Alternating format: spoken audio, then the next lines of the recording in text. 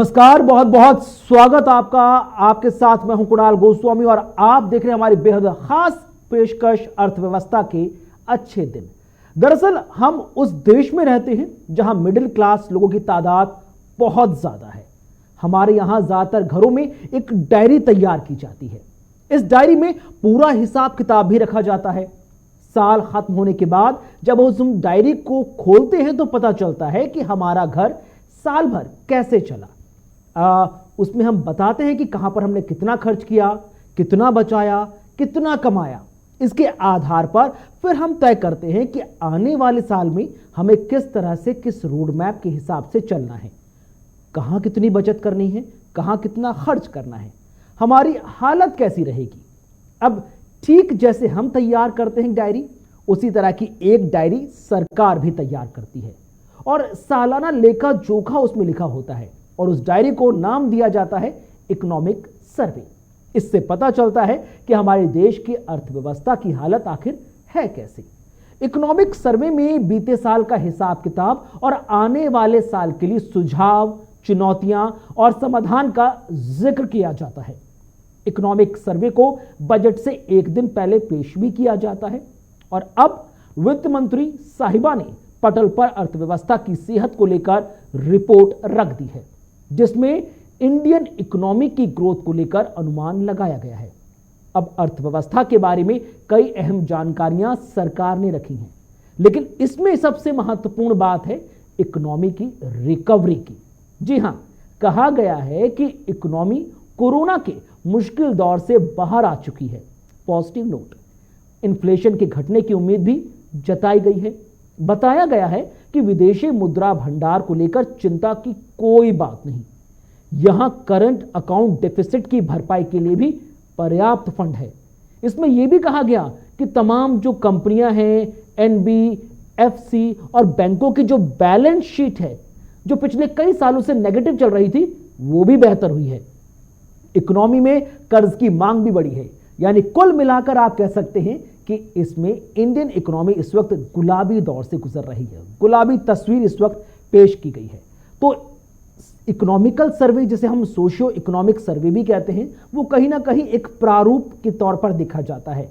उस खत का लिफाफा होता है जो खत कल पढ़ा जाएगा।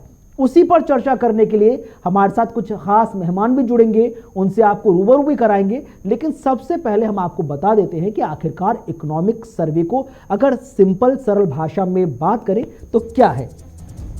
इकोनॉमिक सर्वे देश के आर्थिक विकास का एक तरह से लेखा जोखा होता है।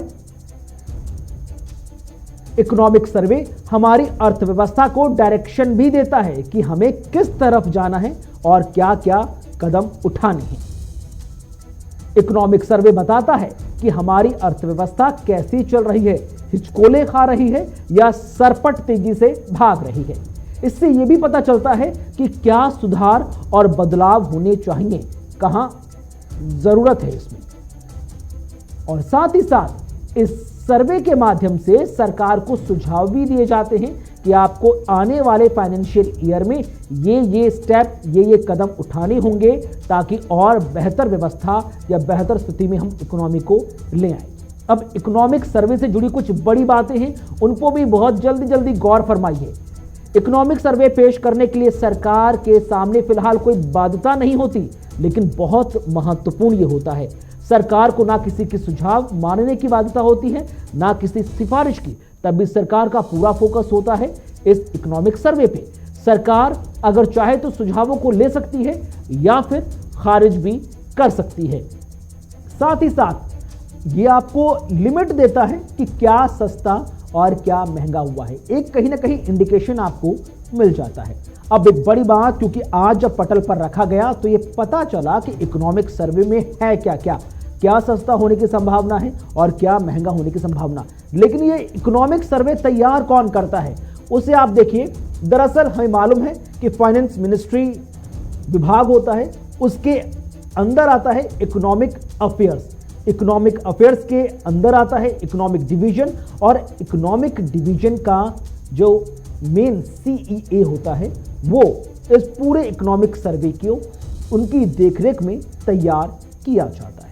अब इकोनॉमिक सर्वे की हाइलाइट्स की हम बात कर लें कि आखिरकार क्या महत्वपूर्ण हाइलाइट्स है, किसके आधार पर तैयार हो रहा है, उस पर आप देखिए। सबसे पहला महत्वपूर्ण बिंदु नीतिगत विचार। अगला महत्वपूर्ण बिंदु की अगर हम बात करें, आर्थिक मापदंडों के प्रमुख आंकड़े। तीसरा महत्वपूर्ण बिंदु जिस पर यह इकोनॉमिक सर्वे तैयार हुआ, गहराई से व्यापक आर्थिक रिसर्च। और चौथा महत्वपूर्ण बिंदु, क्षेत्रवार आर्थिक सुझावों का विश्लेषण। अब इन तमाम चीजों के आधार पर पैमानों को मिलाकर एक रिपोर्ट तैयार की जाती है। अब वित्त मंत्री निर्मला सीतारमण ने इकोनॉमिक सर्वे पेश कर दिया, संसद की पटल पर रख दिया। लेकिन इस इकोनॉमिक सर्वे से जुड़ी 10 बड़ी बातें क्या कहती हैं और क्या इंडिकेट कर रही हैं, क्या सस्ता होने वाला है, क्या महंगा होने वाला है, सरकार क्या बता रही है कि सेहत कैसी चल रही है, वो आप देखिए। इकोनॉमिक सर्वे से जुड़ी 10 बड़ी बातें। अर्थव्यवस्था 2023-24 में 6.5% की दर से बढ़ेगी, यानी कि पॉजिटिव नोट पर पहली बड़ी बात। भारत दुनिया की बढ़ती अर्थव्यवस्थाओं में शामिल रहेगा। अगली बड़ी बात, फाइनेंशियल ईयर 2023 के पहले 8 महीने में कैपेक्स 63.4% बढ़ा है। काफी महत्वपूर्ण चीज। इसी के साथ इस साल एमएसएमई के क्रेडिट ग्रोथ में भी 30.6% की बढ़ोतरी हुई है। इसके साथ साथ अगर बात कर ली जाए तो ECLGS के कारण एमएसएमई में जो क्रेडिट ग्रोथ है वो भी बढ़ी है। कुल मिलाकर आप देख सकते हैं किस तरह से महत्वपूर्ण चीजें इसमें निकलकर सामने आई। कैपिटल इन्वेस्टमेंट साइकिल में बढ़ोतरी का अनुमान भी इस इकोनॉमिक सर्वे में लगाया गया है। साथ ही साथ कॉर्पोरेट और बैंकिंग सेक्टर की बैलेंस शीट मजबूत हुई है, जो हमने आपको बताया। यह भी कहा गया कि ऊंची महंगाई और उच्च ब्याज दर के चक्र को लंबा भी कर सकती है। साथ ही साथ वृद्धि को घरेलू मांग से समर्थन मिलता हुआ नजर आ रहा है। पूंजीगत निवेश जो है, इन्वेस्टमेंट है, वो भी तेज हुआ है। इसके साथ कुछ और महत्वपूर्ण चीजें, पीएम गति शक्ति, नेशनल लॉजिस्टिक्स से मैन्युफैक्चरिंग को मजबूती भी मिलती हुई नजर आई है। तो आपने देखा कि आखिरकार क्या कुछ महत्वपूर्ण सर्वे हैं जो सोशियो इकोनॉमिक सर्वे से निकलकर सामने आए हैं। क्योंकि कहा जाता है कि जो खत कल पढ़ा जाएगा उसके लिफाफे ने बता दिया है कि आखिरकार इंडियन इकोनॉमी इस वक्त गुलाबी स्टेट से गुजर रही है। यानी कि जो कोरोना की वक्त में जो डेंट लगा था इकोनॉमी को, उस डेंट को हमने काफी हद तक ठीक किया है, रिकवर किया है। और अब आगे आने वक्त में अगर सही समय पर सही कदम उठाए गए तो सब शुभ मंगल ही होगा। इसी पर चर्चा करने के लिए हमारे साथ कुछ खास मेहमान भी जुड़ेंगे, लेकिन उससे पहले हम तमाम दर्शकों को बता दें कि आखिरकार आम जनता की मांग इस बार बजट 2023-24 से है क्या। भले ही चुनावी बजट है, लेकिन आम जनता क्या सोचकर बैठी है, कैसा हो उनका अपना ये बजट। किसान के तुम्हें बिजली सस्ती होना चाहिए, खाद सस्ता मिले, पेट्रोल सस्ती मिले, डीजल सस्ता मिले। एक तो किसान का कर्ज माफ होना चाहिए। किसान सही जात गंजा रखा तो बेचारो करे क्या, वो सबसे ज्यादा परेशान है। जब सरकार व्यापारियों से टैक्स लेती है, उसके बदले कोई सुविधा नहीं देती। अगर हमारे वहाँ चोरी हो जाए, हमारे वहाँ आग लग जाए, हमारे वहाँ लूट हो जाए, तो सरकार के पास हमारे लिए कोई बजट नहीं है। ऐसी स्थिति में हम लोग चाहते हैं कि सरकार की तरफ से कम व्यापारियों को स्वास्थ्य बीमा जरूर मिले। जीएसटी जिसने जितना पे किया है जीएसटी के अनुपात में ही मिले, लेकिन व्यापारियों को स्वास्थ्य बीमा मिले, इसकी भी हम लोग वित्त मंत्री जी से मांग करते हैं। उम्मीद करता हूं कि आने वाला बजट वित्त मंत्री चिकन के कपड़े के व्यापारियों को भी जीएसटी की जो 2017 से आया था उसमें 5% और 12% की दर लागू की गई थी। मैं चाहता हूं उसको 5% को भी हटाकर 1 से 2% किया जाए, क्योंकि चिकन कपड़े पे कभी भी जीएसटी नहीं लगा, कभी भी कोई टैक्स नहीं लगा। मैं कह रहा हूँ आज़ादी के 70 साल गुजर चुके हैं, 75 साल, लेकिन कभी भी इस कपड़े पे टैक्स नहीं आया था। इसका टैक्स को घटाया जाए और 1% से 2% पे लाया जाए। नेक्स्ट बजट है वो मिडिल क्लास को ध्यान में रखता हुआ बनाया जाए, क्योंकि मैंने हमेशा देखा है कि मिडिल क्लास ही सफर करेगा। जो लोअर क्लास है उसके लिए सरकार बहुत चीजें फ्री कर रही है, राशन मिल रहा है, चीजें मिल रही हैं। अपर क्लास है उसको कोई प्रॉब्लम नहीं है, आप कहीं भी टैक्स कर दीजिए। जो बीच के हम मिडिल क्लास बचे, हम सैलरी में भी टैक्स दें, हम कहीं जाएं हम वहां भी टैक्स दें, तो इतना टैक्स तो सिर्फ हम ही पे करें और सब ऐश करें, बस ये चलता है। पेट्रोल बढ़ रहा है तो हमें प्रॉब्लम पड़ रही है, हमारे बच्चे स्कूल जा रहे हैं, वैन की फीस बढ़ रही है, किचन में कोई भी चीज बढ़ रही है, गैस बढ़ रही है, दालें बढ़ रही है, तो हमें सफर करना है। हम मिडिल क्लास है, हमें अपने आप को शो भी अच्छा करना है, तो जो लग्जरी में भी बजट बढ़ रहा है वो भी हम पे सफर कर रहा है। तो मेरे कहने का मतलब है कि जो बजट बने वो मिडिल क्लास को ध्यान में रखता हुआ बने।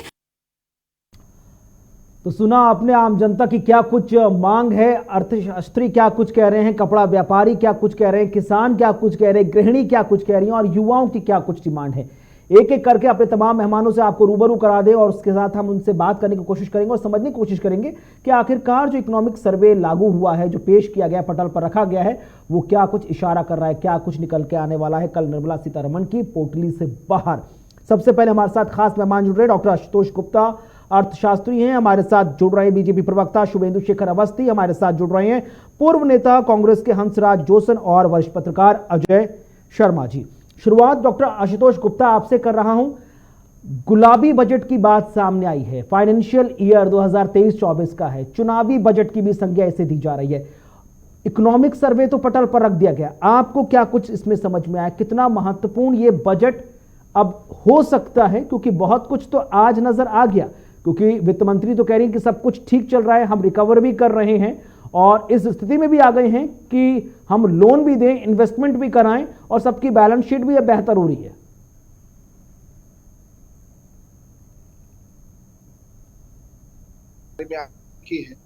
क्योंकि कोरोना के बाद से मुझे लगता है कि आपकी साल का जो बजट है एक तरह से नॉर्मल बजट के रूप में सरकार ने रखा है। पहले ज्यादातर ये हमेशा रहा है कि कहीं कोरोना दोबारा ना आ जाए, ऐसी प्लानिंग की जा रही थी।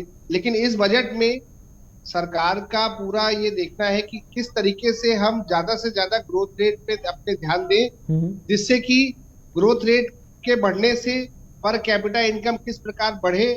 और क्योंकि चुनावी साल है 2024 में, और 2024 में जब चुनावी साल रहता है तो सरकार के ऊपर ज्यादा प्रेशर रहता है, क्योंकि बेरोजगारी के ऊपर कई बार 2 सालों से जिस प्रकार सरकार को घेरने का काम अन्य पार्टी कर रही थी, जो कि विपक्ष में है, तो सरकार के पास एक बहुत बड़ा, सरकार के सामने एक बहुत बड़ा एजेंडा है कि किस प्रकार एम्प्लॉयमेंट को बढ़ाया जाए।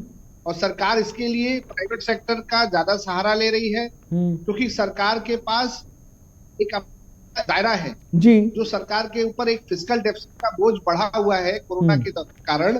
सरकार धीरे से उसको एक जुडिशियसली आगे बढ़ाना चाह रही है। ठीक है। अब डॉक्टर शुभेंदु शेखर अवस्थी जी, आप भारतीय जनता पार्टी के नेता हैं, सरकार की तरफ सबकी निगाहें टिकी हुई हैं, क्योंकि पिछले 2-3 सालों में हम देख रहे हैं कि जब से कोरोना आया 2020 से लेकर अब 2022-23 तक हर किसी ने यही रोना रोया कि हम बहुत बेहतर करना चाह रहे थे। तमाम मंत्री, चाहे वो राज्य सरकार के हो या केंद्र सरकार के, सभी कह रहे थे कि हम बहुत कुछ अच्छा करना चाह रहे थे, लेकिन कोरोना ने कमर तोड़ दी, इकोनॉमी की जो रफ्तार थी उसको पटरी से डिरेल कर दिया। अब तो खुद केंद्र सरकार कह रही है इकोनॉमिक सर्वे में कि हम जो कोरोना का डेंट लगा था उस डेंट से उभर गए हैं और अब सब कुछ हर विभाग में बेहतर हुआ है। तो उम्मीद करें कि अब कोरोना की छाया नहीं होगी, सब कुछ बेहतर होगा, किसी तरह के कोई संशय के बादल नहीं होंगे। जी, मैं यही कहना चाहता हूं कि कठिन समय था और इस कठिन समय को हम पार किया, बड़ा सक्सेसफुली पार किया है।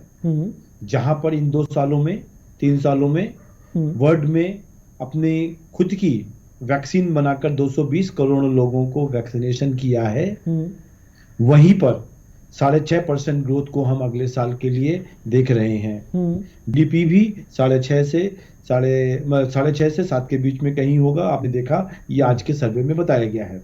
उसमें 25 ऐसी इंडस्ट्रीज को भी बताया गया जिसको हमने मेक इन इंडिया प्रोडक्ट में लिया है कि भारत में ही बनाएंगे। उसके भी आप अभी जब डिटेलिंग में करेंगे तो मैं आपको बताऊंगा। और सबसे बड़ी बात चीज कि वर्ल्ड में सेकेंड लार्जेस्ट, दिस मीन्स जो वर्ल्ड बैंक से लोन है उसको भी हमने $100 बिलियन से ज्यादा, $100 बिलियन से ज्यादा वापस भी किया है। तो ये तब कब होता है जब आप कर्जा भी वापस कर रहे हो, जो एक्सटर्नल आपके ऊपर कर्जा है, आपकी यहाँ का भी ग्रोथ अच्छा चल रहा है। जबकि आप कंपैरिजन करो तो श्रीलंका ऑलरेडी बंद है, पाकिस्तान तो बिल्कुल 3 दिन के लिए 13.5 दिन के लिए उनके पास रिजर्व बचा हुआ, फॉरेन रिजर्व। हमारे पास 9.5 महीने का जो हाईएस्ट है, 9.5 महीने का फॉरेन रिजर्व होना अपने आप में बहुत बड़ी फिगर कहलाता है।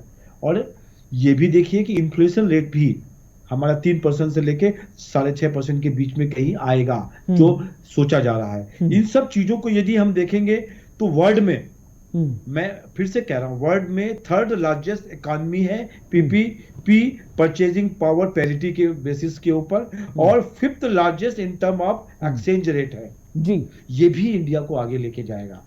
और लास्ट में जो मैं आपको बताना चाहता हूं कि जो स्लो डाउन हुआ हमारा, जो बार बार कहा जा रहा है आज के सर्वे में, जो स्लो डाउन के इफेक्ट थे, क्योंकि जैसा हमने पिछले 2 सालों में देखा है, हमने कुछ हेल्थ के लिए, वैक्सीनेशन के लिए या डिजास्टर्स के लिए जो सरप्लस रखा था, उसको वापस हम इंफ्रास्ट्रक्चर में लेके आएंगे। और इंफ्रास्ट्रक्चर में लाते ही हमारी नौकरियां, बेरोजगारी जो बढ़ी हुई थोड़ी थी, उसको ठीक में आएगा, इंफ्रास्ट्रक्चर में और अच्छा वर्क होगा, ऐसा मेरे को लगता है। ठीक है, हमारे साथ कांग्रेस के नेता व पूर्व मंत्री हंसराज जोसन साहब जुड़ रहे। बहुत बहुत स्वागत सर आपका, बहुत बहुत शुक्रिया कीमती समय देने के लिए। आप ना सिर्फ विपक्ष में नेता भी हैं, बल्कि आप एक समय में सरकार में मंत्री भी रह चुके हैं, तो ज्यादा बेहतर ढंग से बता पाएंगे कि आखिरकार जो इकोनॉमिक सर्वे आम जनता के सामने रखा गया है सरकार के माध्यम से, जो झलक पेश कर रहा है, आप इससे कितना संतुष्ट हैं निजी तौर पर, और कितना महत्वपूर्ण मानते हैं? क्योंकि 2023-24 का जो बजट है वो काफी निर्णायक भी है सरकार के लिए 2024 के चुनाव से पहले। देखिए, पिछले समय में तकरीबन 2.5 साल लगातार कोरोना काल आया, और उसमें सभी वर्ग के लोगों को बहुत बड़ी चुनौतियां आई थी। खास तौर पर जो हिंदुस्तान का फार्मर था, वो एजुटेशन पर भी गया। और हमारे प्रधानमंत्री ने जब पिछली बार 2019 का चुनाव था जी, तो हिंदुस्तान के किसानों को बोला था कि जो कमीशन, मंडल कमीशन की रिपोर्ट है, हम वो लागू करेंगे जब हमारा नेक्स्ट इलेक्शन आएगा 2024 तक। वो लोगों को, जिमी फार्मर को उनका जो प्राइस मिलेगा जो वो प्रोडक्ट करते हैं जी। और वो इस बजट में सही महीने में कोई ऐसा ये पता नहीं चलता कि उसके लिए कोई व्यवस्था रखी कि नहीं, उसके लिए होना चाहिए। और उसके बाद जो सही महीने में मैं कहना चाहता हूं, क्योंकि जितनी देर गरीबों के वेलफेयर के लिए वो नहीं जो बजट लाया जाता, क्योंकि पिछले समय में जो कोरोना काल था उस टाइम इतना गरीबों के वेलफेयर के लिए नहीं आया, उसमें भी बढ़ोतरी होनी चाहिए। और उसके साथ ही जो मिडिल वर्ग है, क्योंकि पिछले हमारे जबकि इंडिपेंडेंट देश हुआ है जी, उस टाइम जो हमारी, क्योंकि मैक्सिमम जो आबादी वो मिडिल क्लास की है हिंदुस्तान में, क्योंकि गरीबों के लिए तो वेलफेयर स्कीम फिर भी चली जाती है, और बड़े आदमी को फिक्र नहीं होता उसकी इकोनॉमी का। तो जो मिडिल क्लास है उस पर बहुत भारी, जो पिछले समय 8-9 साल हो गए लगातार, ठीक है, उनकी इकोनॉमी जो मैक्सिमम उनकी खराब हुई है। उनको ज्यादा, क्योंकि उनकी गवर्नमेंट ने कोई मदद नहीं की, उनका कोई छोटा मोटा धंधा था, चाहे इंडस्ट्री थी, चाहे वो और को काम करते थे, वो 8-9 सालों में तकरीबन फेल हुआ है। और उस वर्ग का खास तौर पर ख्याल नहीं रखा गया। इस बजट में जो हमारे वित्त मंत्री जी हैं, हमारे प्रधानमंत्री जी हैं, उनको विशेष स्थान देना चाहिए, जो मिडिल क्लास जो हिंदुस्तान की, और गरीबों के लिए मैक्सिमम वेलफेयर के लिए और डेवलपमेंट के लिए, और खास तौर पर जो बॉर्डर डिस्ट्रिक्ट है जी, इनके लिए विशेष ध्यान, इनकी डेवलपमेंट के लिए, क्योंकि इनकी अभी भी देश से जब कंपैरिजन करते हैं तो उतनी बड़ी डेवलपमेंट इनकी नहीं। यहाँ स्कूलों की भी बहुत अच्छे स्कूलों की लोड़ है, कॉलेजों की लोड़ है, मेडिकल जो है इंस्टीट्यूशनों की लोड़ है, मेडिकल जो फैसिलिटी की लोड़ है। इसके लिए भी जो भारत सरकार को अपने बजट में विशेष जो सहूलत रखनी चाहिए, जो स्टेटों को दे, नहीं उसको लेकर तो सरकार की तरफ से बहुत कुछ आज ही स्पष्ट कर दिया गया है कि एलोकेशन हम बढ़ा रहे हैं, हर विभाग का एलोकेशन बढ़ा रहे हैं, साथ ही साथ जो टोटल बजट में से जो परसेंटेज निकलता है उसको भी बढ़ाने की संभावना पूरी नजर आ रही है। अजय शर्मा जी, वरिष्ठ पत्रकार, हमारे साथ जुड़े हुए हैं। अजय सर, किस तरह से आप देख रहे हैं जो कल बजट पेश किया जाएगा, मोदी सरकार पार्ट 2 का ये अंतिम बजट होगा, उसके बाद लोकसभा चुनाव, फिर एक नई सरकार का गठन। चुनावी बजट की संज्ञा भले ही दी जा रही है, लेकिन इस बार इसको उम्मीदों का बजट ज्यादा कहा जा रहा है, क्योंकि इस बार उम्मीदें एक मिडिल क्लास को भी है इस बजट से, युवाओं को भी है, उन तमाम छोटे व्यापारियों को भी है जो कहीं ना कहीं हाल फिलहाल में कोरोना के डंट से उभर नहीं पाए हैं। आपको लग रहा है कि ये जो इस बार का जो चुनावी बजट है वो दरअसल जब पटल पर रखकर एक एक करके पढ़ा जाएगा तो वो उम्मीदों का बजट पंख लगाकर उड़ता नजर आएगा?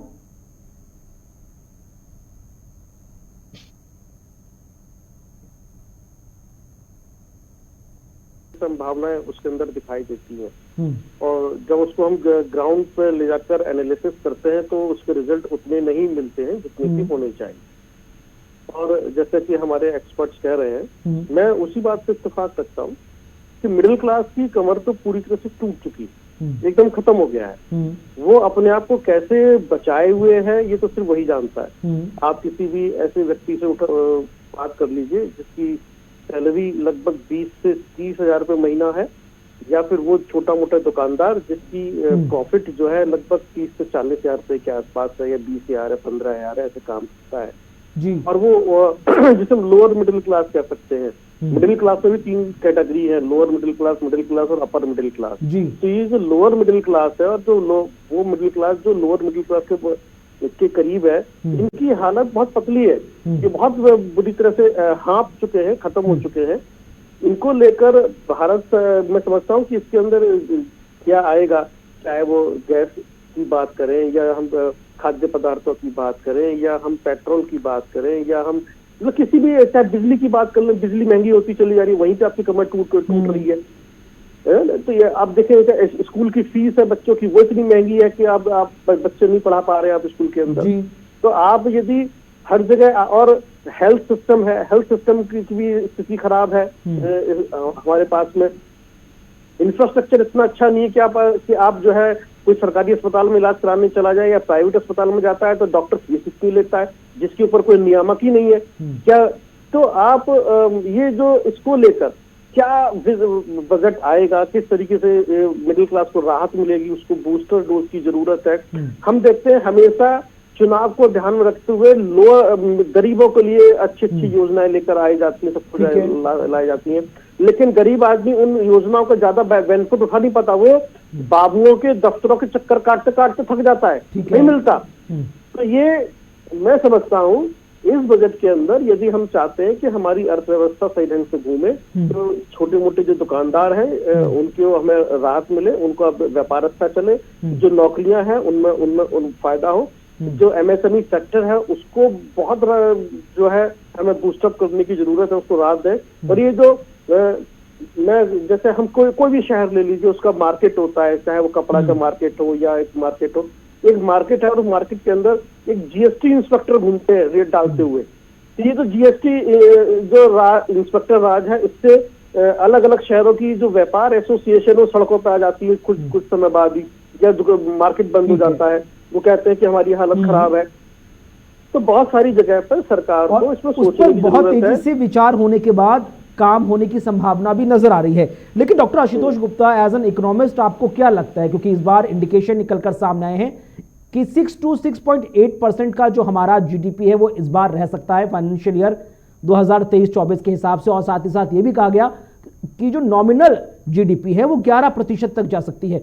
इन आंकड़ों को आप पिछले कुछ सालों की तुलना में देखें तो क्या आप इसे सेटिस्फाइंग मानते हैं या इसको और बेहतर होने की उम्मीद थी? क्योंकि एक चीज जो बहुत इंपॉर्टेंट आज इकोनॉमिक सर्वे में जो तमाम बड़े बड़े इकोनॉमिस्ट बैठे थे पैनल पर और उन्होंने बात रखी प्रेस कॉन्फ्रेंस के बाद, उन्होंने कहा कि 6 to 6.8 की जो परसेंटेज हम जीडीपी ग्रोथ को लेकर चल रहे हैं, बड़े से बड़े देश भी ये आंकड़ा अचीव करने की स्थिति में नजर नहीं आ रहे, लेकिन हिंदुस्तान समग्रता के साथ इस आंकड़े को छूता हुआ नजर आएगा। इसे आप किस तरह से देखते हैं? नहीं, देखिए, आप जो बात कहना चाह रहे हैं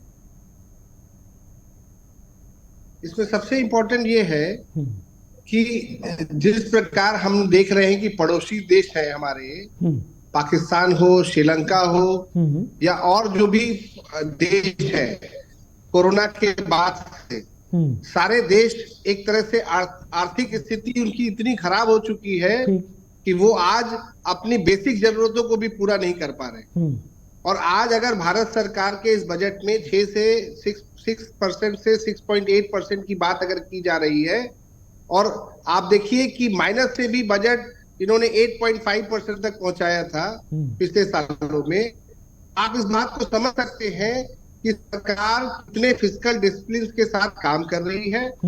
और मेरा ये मानना है कि हमारे कुछ साथी जो अभी चर्चा कर रहे थे स्कूल फीस और बहुत छोटी छोटी बातों की बात जो कर रहे थे, आपको देखो इस बजट के मुद्दे पर आप इस तरह की बातें अगर रखेंगे, देखिए मुद्दा ये आम जब डिस्कशन करते हैं तब जरूर हो सकता है, स्कूल फीस का मुद्दा हो सकता है और हेल्थ का मुद्दा हो सकता है, लेकिन जब हम चर्चा कर रहे हैं बजट की तो बजट पे हम आंकड़ों के साथ अपनी बात को रखें। और मेरा मानना है कि जिस प्रकार सरकार ने इस बजट में जो अपने आंकड़े प्रस्तुत किए हैं वो संतोषजनक भी है और आगे आने वाले समय में भारत को किस प्रकार $5 ट्रिलियन इकोनॉमी बनाना है इसके ऊपर भी सरकार काम कर रही है।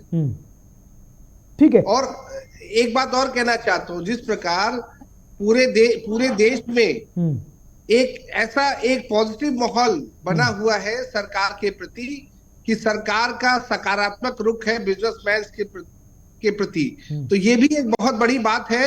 और हर बिजनेसमैन सकारात्मक भाव से सरकार की गतिविधियों को देख रहा है। आप देखिए शेयर मार्केट से इकोनॉमिक स्थिति को बता सकते हैं कि कोरोना पीरियड में शेयर मार्केट कहाँ था और आज शेयर मार्केट भारत का कहाँ है। ठीक है। तो हम और देश की भी तुलना हमें करनी चाहिए, क्योंकि अगर हम तुलनात्मक अध्ययन नहीं करेंगे किसी भी देश का तो हम स्थिति नहीं पहुंच सकते।